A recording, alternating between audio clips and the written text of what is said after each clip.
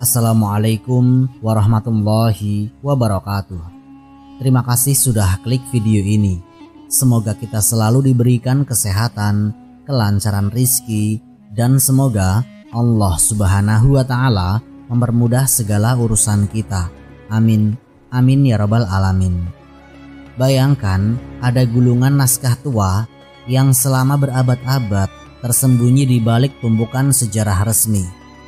Ketika kita buka lembar demi lembar, terkuak kisah kelam, yaitu ritual menyakiti diri yang tidak pernah diajarkan Nabi, nikah mu'tah yang dihalalkan lagi setelah diharamkan, sujud di atas tanah Karbala yang dianggap lebih suci daripada Masjidil Haram, hingga doktrin taqiyah, sebuah ajaran menyembunyikan iman yang memecah kepercayaan umat. Semua ini bukan dongeng, tapi jejak nyata yang tercatat, meski jarang diungkap di mimbar terbuka. Apa yang sebenarnya terjadi, siapa yang memulai, dan mengapa riwayat-riwayat sahih justru berkata lain?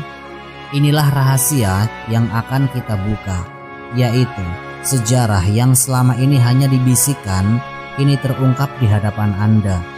Jangan berhenti di sini, karena apa yang akan Anda dengar di akhir akan lebih mengejutkan dari yang pernah Anda bayangkan. Bismillah, mari kita mulai ceritanya.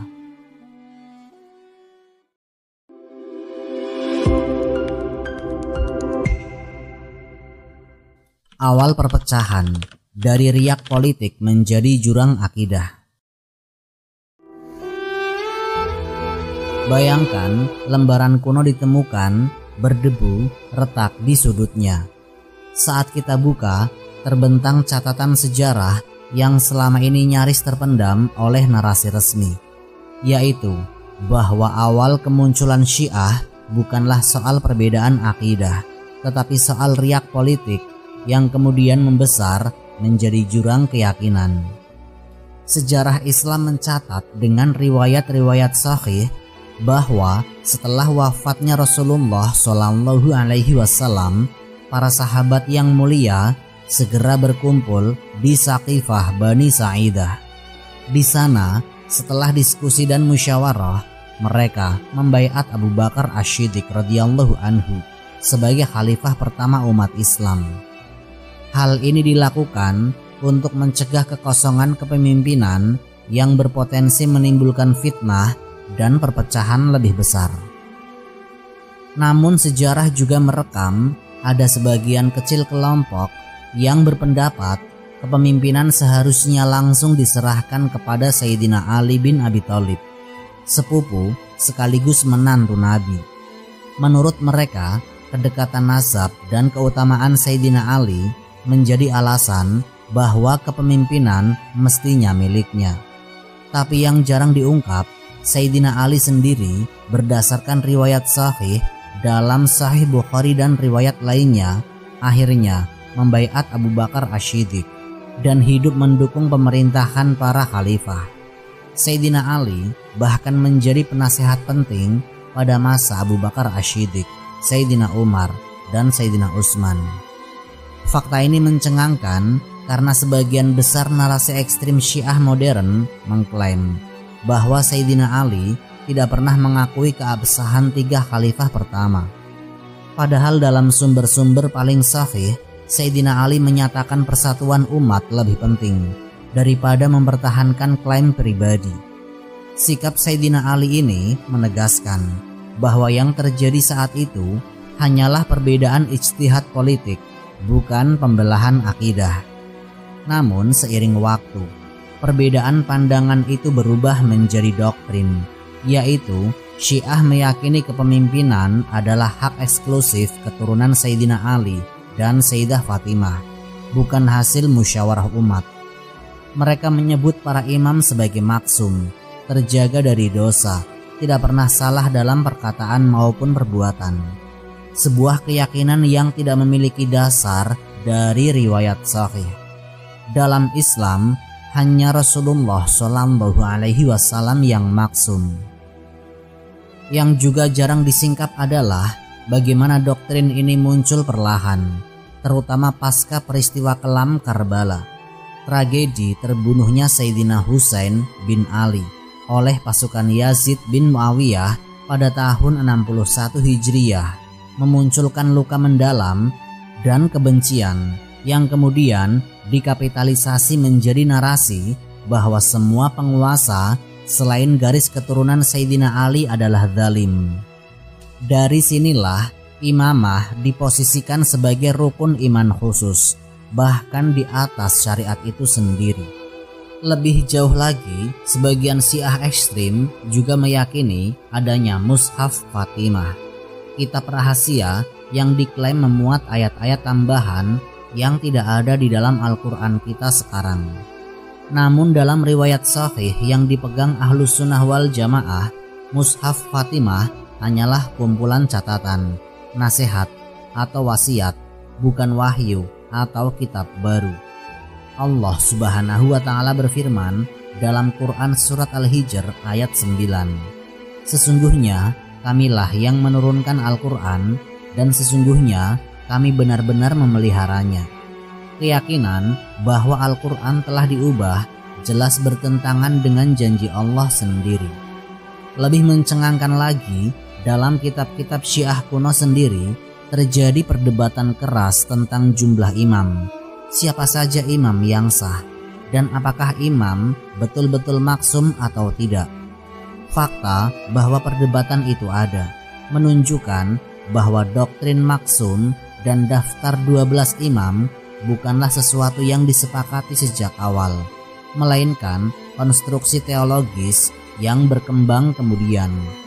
Perpecahan pun melebar dari perdebatan politik menjadi benteng akidah yang sulit dijembatani. Padahal Rasulullah dalam khutbah terakhirnya menegaskan persatuan umat dan kembali kepada Al-Quran dan Sunnah sebagai pegangan. Dalam sumber-sumber sahih tidak pernah ada sabda Nabi yang memerintahkan wajibnya imamah hanya kepada keturunan Sayyidina Ali. Inilah lembar sejarah yang jarang dibuka, yaitu sebuah riak politik yang wajar berubah menjadi keyakinan bahwa hanya keturunan tertentu yang sah memimpin, dibalut klaim kemaksuman, dan diperkuat narasi tentang mushaf rahasia. Perjalanan inilah yang menyingkap panggung bagi konflik berkepanjangan yang bukan hanya tentang siapa pemimpin, tetapi tentang inti ajaran Islam itu sendiri.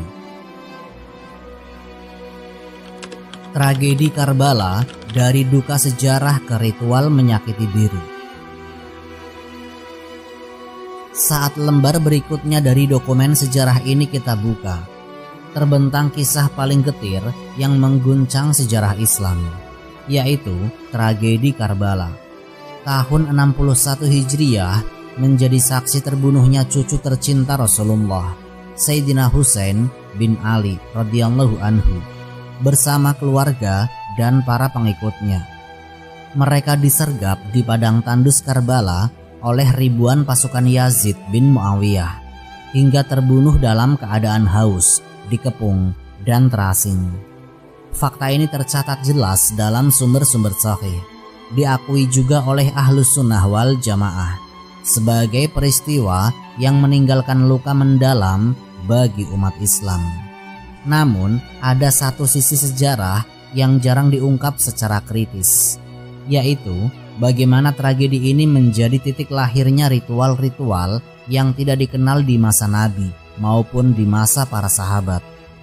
Dalam peringatan Asyura, sebagian kelompok Syiah mengekspresikan duka dengan menyiksa tubuh, memukul dada, mencambuk punggung, bahkan menyayat kepala dengan pedang hingga berdarah. Mereka menyebutnya sebagai bentuk kesetiaan dan penebusan dosa atas kematian Sayyidina Husain. Padahal jika kembali membuka riwayat sahih, Rasulullah SAW dengan tegas melarang niyahah, yaitu meratap berlebihan hingga menyakiti diri. Dalam hadis sahih riwayat Bukhari dan Muslim, beliau bersabda, "Bukan termasuk golongan kami siapa saja yang memukul pipi, merobek baju, dan menyeru dengan seruan jahiliyah." Artinya menyakiti tubuh karena musibah tidak hanya tidak disyariatkan, tetapi diancam keras oleh Nabi. Fakta lain yang jarang dibahas adalah tradisi seperti tadbir atau menyayat kepala. Ternyata tidak ada riwayatnya dari Sayyidina Hasan, Sayyidina Husain, Sayyidina Ali bin Abi Thalib, atau generasi tabi'in. Ritual ini baru muncul berabad-abad kemudian saat narasi kesahidan Karbala digunakan untuk membangun identitas politik dan religius yang berbeda dari mayoritas Muslim. Sejarawan sendiri mencatat, di masa Sayyidina Ali dan Sayyidina Husain hidup, tidak ada perintah untuk menyiksa diri jika menghadapi musibah. Selain itu, muncul juga praktik sujud di atas turbah, lempengan tanah Karbala, yang diyakini memiliki keutamaan khusus. Namun, Rasulullah tidak pernah memerintahkan umatnya mengkhususkan tanah tertentu. Bahkan, Ka'bah pun tidak pernah dijadikan media sujud, melainkan arah kiblat.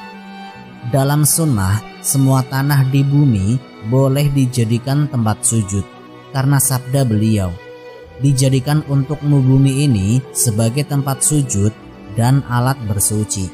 Hadis riwayat Bukhari dan Muslim. Keyakinan bahwa tanah Karbala lebih suci dari tanah lainnya, apalagi melebihi Masjidil Haram, adalah pandangan yang tidak punya landasan dari hadis sahih. Yang lebih mengejutkan lagi adalah ada segelintir Syiah ekstrim yang meyakini tanah Karbala lebih mulia daripada Ka'bah. Pernyataan yang jelas bertentangan dengan sabda Nabi tentang keutamaan Masjidil Haram yang dilipat gandakan pahalanya 100.000 kali lipat. Tragedi Karbala memang fakta sejarah yang diakui semua pihak, dan duka atas syahidnya Sayyidina Husain adalah bagian dari kecintaan Ahlus Sunnah kepada keluarga Nabi. Tapi memutarbalikkan rasa duka menjadi ritual menyiksa diri bukanlah ajaran Rasulullah. Lembar sejarah yang jarang dibuka ini menunjukkan bahwa praktik tersebut muncul bukan dari ajaran asli, melainkan perkembangan setelahnya, syarat muatan politik dan identitas kelompok. Inilah babak kedua perjalanan sejarah, yaitu tragedi nyata yang kemudian berubah menjadi ritual yang tidak pernah diperintahkan. Fakta-fakta ini jarang disampaikan secara terang, padahal tercatat jelas dalam riwayat sahih dan kitab para ulama terdahulu. Nikah mut'ah antara dalih syariat dan realitas yang tersembunyi. Kita buka lagi lembaran berikutnya dalam dokumen sejarah yang berdebu ini. Di sana tertulis satu praktik yang selalu memicu perdebatan tajam, yaitu nikah mut'ah. Dalam sejarah Islam, mut'ah memang pernah terjadi. Pernikahan berjangka waktu yang dilakukan pada masa awal Islam, di masa jihad dan safar panjang, saat para sahabat jauh dari keluarga. Tapi fakta penting yang sering disembunyikan adalah Rasulullah Shallallahu Alaihi Wasallam melarang mut'ah untuk selamanya, dan larangan ini ditegaskan kembali oleh Khalifah Sayyidina Umar bin Khattab radhiyallahu anhu. Larangan ini tercatat dalam riwayat Sahih Bukhari dan Muslim. Syiah di sisi lain tetap mempertahankan mut'ah sebagai bagian ajaran mereka. Mereka menyebut mut'ah sebagai jalan untuk menghindari zina, karena ada akad, ada mahar, dan ada kesepakatan waktu.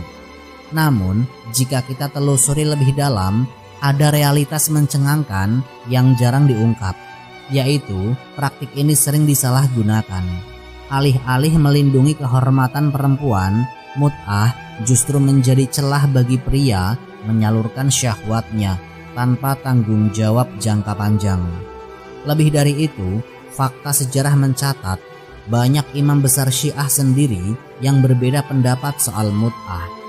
Dalam literatur Syiah lama, bahkan ada ulama mereka yang menolak praktik mut'ah berkali-kali oleh orang yang sama. Namun, pendapat ini perlahan disingkirkan dan yang dikokohkan adalah kebolehan mut'ah tanpa batas, asal ada akad dan mahar. Yang tidak kalah mengejutkan adalah dalam mut'ah, anak yang lahir tidak selalu diakui penuh oleh ayah biologis karena sifat kontraknya sementara. Dalam kenyataannya, ini menimbulkan masalah nasab dan perlindungan nafkah. Dalam kitab-kitab fikih Syiah diakui secara terbuka bahwa pria tidak wajib menafkahi perempuan yang dinikahi secara mut'ah, kecuali yang disepakati di awal akad. Fakta ini sangat kontras dengan nikah syar'i yang diajarkan oleh Nabi, yang mewajibkan nafkah dan perlindungan penuh bagi istri. Sejarah juga mencatat bagaimana mut'ah kadang melahirkan realitas pahit, yaitu munculnya fenomena mut'ah berkali-kali oleh perempuan yang sama, hingga menyerupai prostitusi terselubung. Di negara dengan mayoritas Syiah seperti Iran dan sebagian wilayah Irak, mut'ah masih terjadi hingga kini, meski menuai kritik keras termasuk dari kalangan perempuan Syiah itu sendiri. Dalam manhaj Ahlus Sunnah wal Jamaah, nikah mut'ah dipahami sebagai hukum yang dihapus secara permanen oleh Rasulullah. Sabda beliau diriwayatkan oleh Sayyidina Ali bin Abi Thalib sendiri. Rasulullah melarang mut'ah dan melarang memakan daging keledai jinak pada perang Khaibar. Hadis riwayat Muslim. Sayyidina Ali sendiri menegaskan larangan ini, padahal Sayyidina Ali adalah figur yang dijadikan hujah utama oleh kaum Syiah. Ironisnya, justru hadis-hadis sahih yang menegaskan pengharaman mut'ah diriwayatkan oleh Sayyidina Ali, sahabat yang mereka klaim sebagai pusat ajaran. Fakta ini jarang diungkap di banyak mimbar Syiah. Seiring waktu, mut'ah dijadikan sebagai simbol perlawanan terhadap kaum yang diyakini buatan khalifah oleh Syiah. Padahal larangan mut'ah bukanlah hasil ijtihad Sayyidina Umar semata, tetapi perintah Nabi yang ditegaskan kembali di masa Sayyidina Umar. Dari dokumen sejarah ini tampak jelas, yaitu mut'ah adalah contoh nyata bagaimana hukum yang pernah diperbolehkan kemudian dihapus, seperti banyak hukum lain di masa kenabian. Lembar sejarah yang terbuka ini menyingkap realitas pahit, yaitu mut'ah lebih sering menjadi celah syahwat ketimbang solusi menjaga kehormatan. Sementara Islam menegakkan pernikahan sebagai ikatan yang penuh kasih sayang, penuh perlindungan, dan berkelanjutan, bukan sekedar kontrak berjangka waktu. Turbah, gonggongan, dan lumpur Karbala, ritual yang tidak pernah diajarkan. Saat membuka lembar sejarah berikutnya, kita menemukan catatan yang lebih mengejutkan, yaitu munculnya ritual-ritual aneh dalam tradisi sebagian Syiah yang tidak pernah diajarkan oleh Nabi, oleh para sahabat, bahkan oleh Sayyidina Ali bin Abi Thalib sendiri. Ritual ini muncul berabad-abad kemudian, bukan sebagai bagian dari syariat Islam, tetapi sebagai simbol ikatan emosional dan identitas kelompok. Pertama, sujud di atas turbah, lempengan tanah dari Karbala.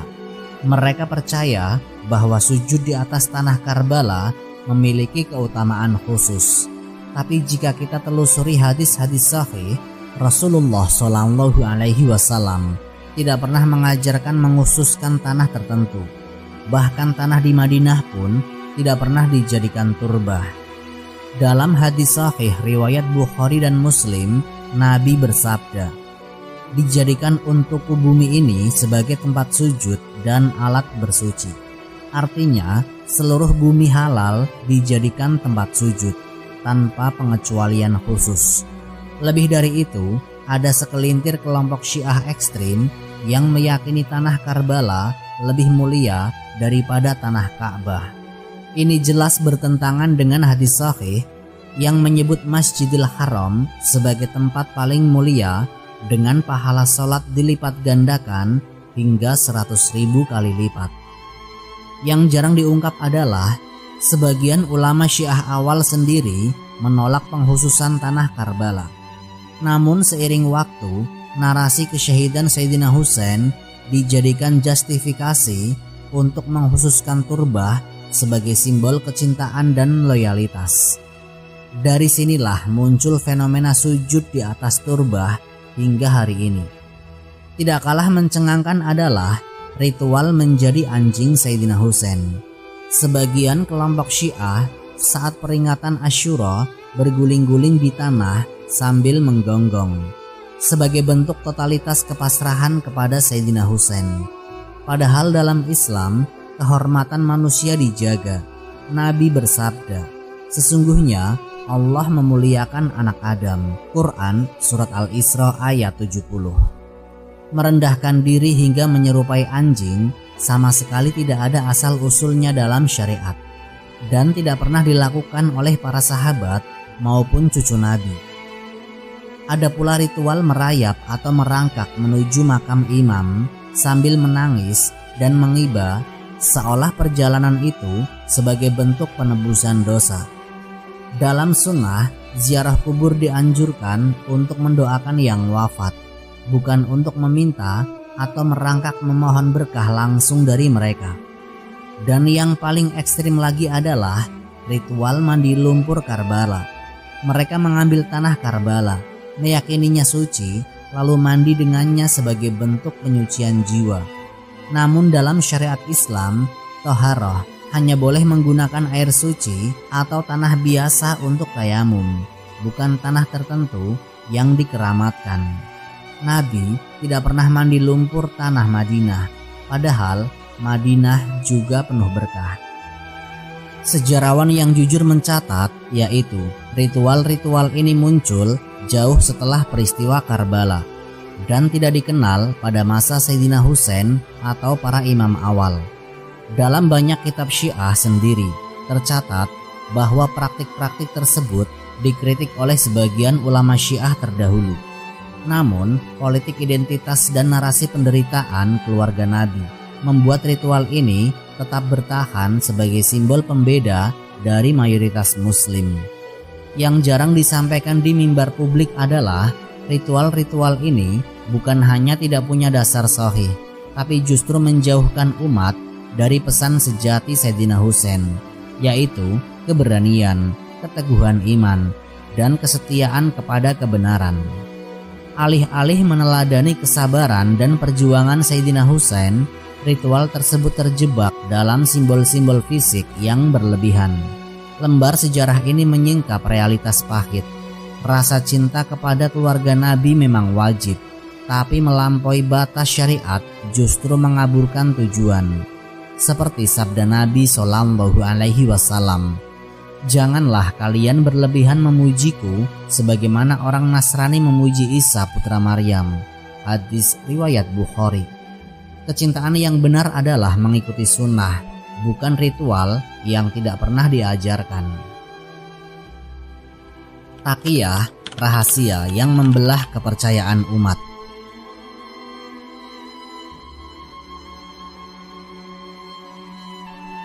Saat lembar terakhir dokumen sejarah ini kita buka, terbentang satu doktrin paling kontroversial dan jarang dibahas terbuka, yaitu taqiyah. Sebuah ajaran di kalangan Syiah yang artinya menyembunyikan keyakinan demi keselamatan diri saat terancam. Secara historis, taqiyah memang muncul di masa penuh penindasan, yaitu setelah tragedi Karbala. Pengikut Sayyidina Ali bin Abi Thalib sering diburu dan disiksa oleh penguasa Bani Umayyah dan Bani Abbas. Dalam konteks itu, sebagian ulama Syiah mengajarkan taqiyah sebagai strategi bertahan hidup. Namun yang jarang disampaikan adalah bagaimana taqiyah kemudian meluas, bukan hanya menyembunyikan iman saat nyawa terancam, tapi juga digunakan dalam alat debat politik, bahkan dalam relasi antar umat Islam. Dalam kitab-kitab Syiah klasik seperti Al-Kahfi disebutkan ucapan Imam Ja'far As-Shadiq, "Taqiyah adalah agamaku dan agama leluhurku." Sebagian kelompok Syiah menafsirkan ini sangat luas, hingga muncul anggapan di luar Syiah bahwa sulit membedakan mana ucapan Syiah yang bersungguh-sungguh dan mana yang taqiyah. Padahal dalam manhaj Ahlus Sunnah wal Jamaah, Prinsip kejujuran adalah fondasi akidah. Dalam riwayat sahih, Rasulullah bersabda, "Hendaklah kalian jujur karena kejujuran membawa kepada kebaikan dan kebaikan membawa ke surga." Hadis riwayat Bukhari. Islam memang membolehkan menyembunyikan iman saat nyawa terancam, seperti kisah Ammar bin Yasir yang dipaksa mengucapkan kata kufur, tapi hatinya tetap teguh beriman. Namun itu bersifat pengecualian dalam kondisi darurat, bukan strategi permanen. Fakta mencengangkan lain adalah taqiyah juga digunakan untuk menjelaskan kontradiksi riwayat di kalangan Syiah. Ketika dua hadis sahih saling bertentangan, sebagian ulama mereka berkata, salah satunya mungkin diucapkan dalam kondisi taqiyah. Ini menjadikan akidah tidak stabil, tergantung tafsir situasi. Yang jarang diungkap di mimbar umum adalah dalam sejarah panjang, taqiyah bukan hanya melindungi jiwa, tapi juga menjadi instrumen politik. Dalam debat teologis atau dialog mazhab, pihak luar sering kebingungan, yaitu apakah yang diucapkan itu keyakinan sejati atau hanya taqiyah. Ketidakpastian inilah yang memperlebar jurang kepercayaan antara Sunni dan Syiah. Ironisnya, para imam Ahlus Sunnah menegaskan iman adalah ucapan dan keyakinan di hati serta amal perbuatan. Artinya, tidak cukup hanya meyakini, tetapi juga harus jujur menyampaikan. Kejujuran adalah untuk menyatukan umat. Karena itu, Nabi mengingatkan, sesungguhnya kejujuran membawa ketenangan dan dusta membawa keraguan. Hadis riwayat Tirmidzi. Lebih jauh lagi, doktrin taqiyah berdampak besar pada relasi sosial. Banyak muslim awam menjadi curiga, sulit membangun dialog mendalam karena selalu ada pertanyaan di benak. Apakah ia bicara apa adanya? Ini bukan hanya masalah fikih, tapi menyentuh fondasi ukhuwah, yaitu saling percaya. Namun, lembar sejarah ini juga mengingatkan kita tidak boleh terjebak kebencian membabi buta. Tragedi politik dan penindasan memang pernah mendorong taqiyah lahir. Tapi di atas semua itu, Islam mengajarkan jalan tengah, yaitu melindungi jiwa dalam bahaya, namun tetap menjunjung kejujuran sebagai prinsip dasar. Dokumen sejarah yang kita buka ini menyingkap bahwa banyak ajaran kontroversial, mulai dari mut'ah, turbah, hingga taqiyah, tidak pernah diajarkan oleh Nabi atau diamalkan oleh Sayyidina Ali, Sayyidina Hasan, Sayyidina Husain. Sebaliknya, mereka adalah sosok yang menegakkan sunnah, memuliakan kejujuran, dan menjaga persatuan. Kini, tugas kita bukan hanya mengungkap sejarah, tapi mengambil pelajaran, yaitu mencintai keluarga Nabi adalah bagian dari iman, tapi tetap berpegang pada Al-Quran dan riwayat sahih, tanpa menambah atau mengurangi. Persatuan umat tidak dibangun di atas simbol dan ritual, tapi di atas kejujuran dan ilmu. Wallahu a'lam bishawab. Semoga kisah ini memberikan manfaat dan menjadi pengingat bagi kita semua untuk terus memperbaiki diri serta meningkatkan ketaatan kepada Allah Subhanahu wa Ta'ala. Lebih dan kurangnya mohon dimaafkan.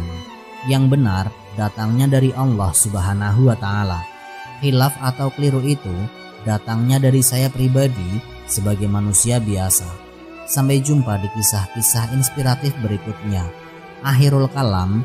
Wassalamualaikum warahmatullahi wabarakatuh.